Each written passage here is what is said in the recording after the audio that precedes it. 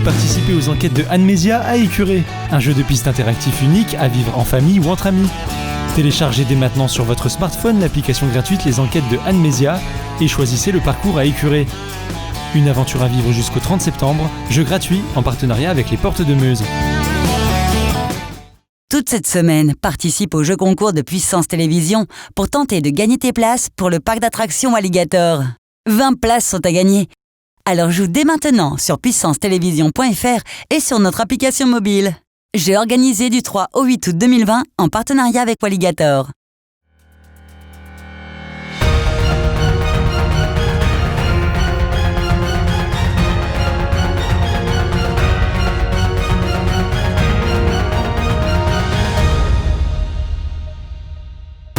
Bonsoir à tous, bienvenue dans votre journal du jeudi 6 août 2020. Voici les titres de cette édition. Ce mercredi, un contrat service national universel a été signé par un jeune volontaire à la sous-préfecture de Saint-Dizier. Plus d'explications sur ce dispositif dès le début de ce journal. Chaque dimanche, des animations se tiennent à l'abbaye de Trois-Fontaines, un sujet à découvrir dans un instant.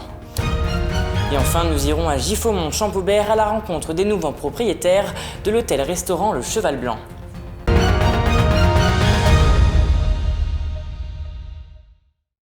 Mais avant de développer ces titres, revenons sur cette terrible nouvelle qui nous est parvenue ce matin. Pierre Lethiès, président de l'Office de tourisme du lac du Der, a perdu la vie cette nuit dans un tragique incendie qui s'est déclaré à son domicile. Depuis l'annonce de son décès, une vague d'émotions déferle sur les réseaux sociaux, le décrivant comme un homme généreux, bienveillant et très impliqué dans le territoire. Toujours disponible pour répondre aux sollicitations de la presse, chez Puissance Télévisions, nous garderons le souvenir d'un homme souriant et dévoué. Tout autre chose, à présent, le service national universel dit SNU a été mis en place par le gouvernement. Il vient remplacer le service militaire qui avait été dissolu en 1997 par Jacques Chirac. Finalement, 23 ans plus tard, celui-ci revient avec quelques modifications. Il s'adresse aux jeunes de 15 à 17 ans sur la base du volontariat. Et ce mercredi, à la sous-préfecture Bragarde, un contrat service national universel a été signé par le sous-préfet de Saint-Dizier. On l'écoute au micro de Lisa Lamorlette. Donc aujourd'hui, nous signons avec le jeune Kylian un contrat d'engagement d'une mission d'intérêt général à la sous-préfecture de Saint-Dizier. Aujourd'hui, en Haute-Marne, 42 jeunes se sont inscrits au service national universel, ce qui est plutôt une bonne performance pour le département de la Haute-Marne. 21 garçons, 21 filles, 4 contrats d'engagement, dont celui d'aujourd'hui, sont signés. Aujourd'hui, 2 autres sont en cours, seront signés dans les tout prochains jours et on poursuit. Aujourd'hui, le contrat d'engagement nous engage mutuellement, Kylian d'un côté et nous sous-préfecture, pour une durée de 12 jours. Pas forcément consécutif. Donc on va construire avec le jeune son parcours au sein de notre structure, surtout en essayant d'être en adéquation avec sa personnalité, ses souhaits, ses objectifs, pour qu'on puisse lui apporter à la fois une découverte de l'engagement de valeurs républicaines, ce qu'on vit tous les jours ici à la sous-préfecture dans notre action, mais qu'on puisse aussi lui faire découvrir des services et des univers qu'il ne connaît pas. Donc c'est un programme qui sera construit avec lui.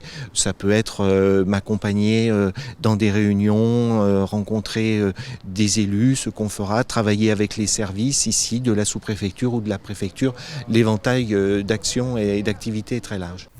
Et c'est un contrat signé avec un jeune bragard âgé de 16 ans en seconde CAP vente au lycée Saint-Exupéry de Saint-Dizier.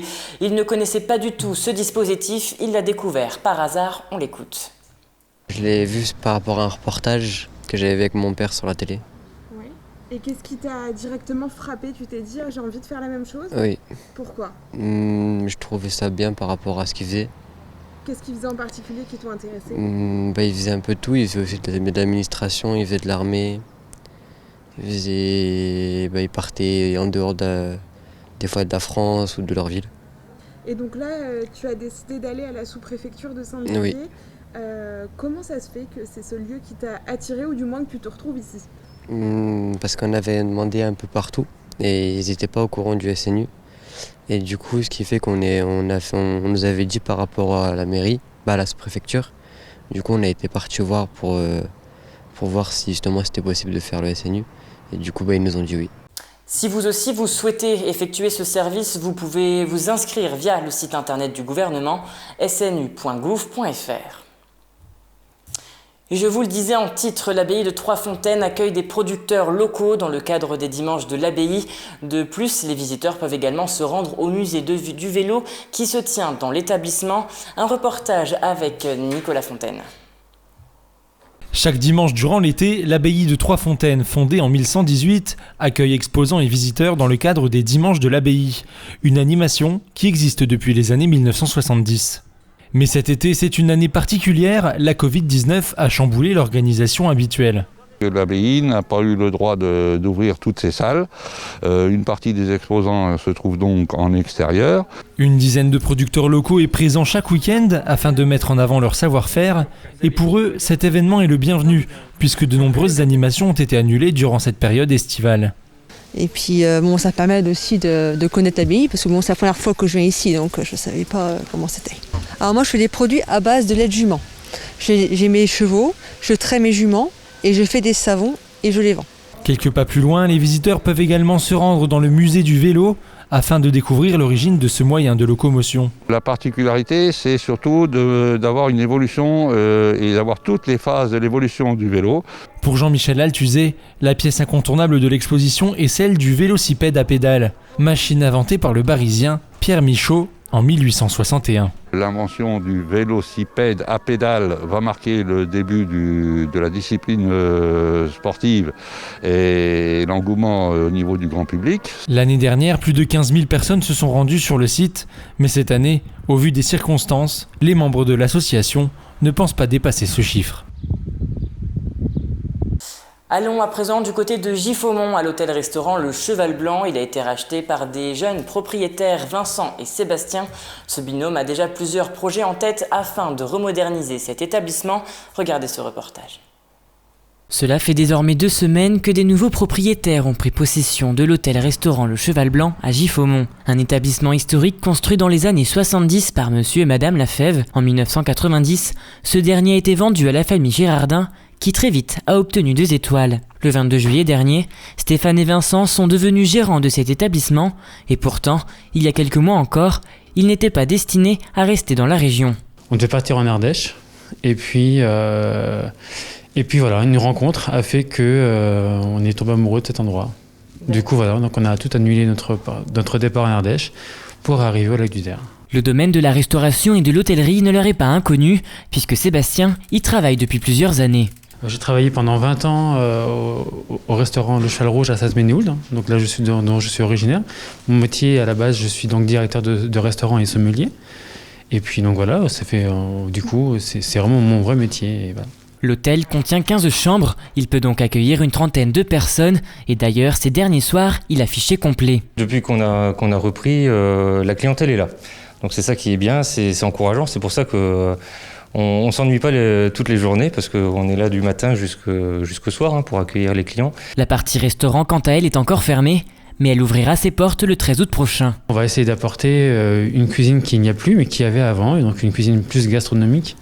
Ce qui manque vraiment autour du lac du Der, il y a beaucoup de brasseries, il y a beaucoup d'autres restaurants. Mais il manque vraiment, et il y a une clientèle pour ça, et il manque vraiment ce côté un peu cuisine gastronomique sur le secteur. Les propriétaires ont déjà commencé quelques travaux, réaménagement des salles de bain et de la salle du petit déjeuner, mais le binôme ne compte pas s'arrêter là, ils ont également prévu de restaurer les chambres de l'établissement. Et c'est déjà la fin de cette édition, merci de l'avoir suivi. Dans un instant, la météo, et Météo France a d'ailleurs placé 39 départements en vigilance jaune pour canicule, dont le département de la Marne. Je vous souhaite une très belle soirée et n'oubliez pas l'information continue sur puissancetélévision.fr. Toute l'actualité qui vous concerne, à voir ou à revoir, dès maintenant sur puissancetélévision.fr et sur notre application mobile. Claire, Mehdi et Luc donnent leur sang, pas Chloé. Et Paul n'a pas le temps. Alors les réserves baissent. Nous avons vraiment besoin de tout le monde. Donnez votre sang, dès maintenant.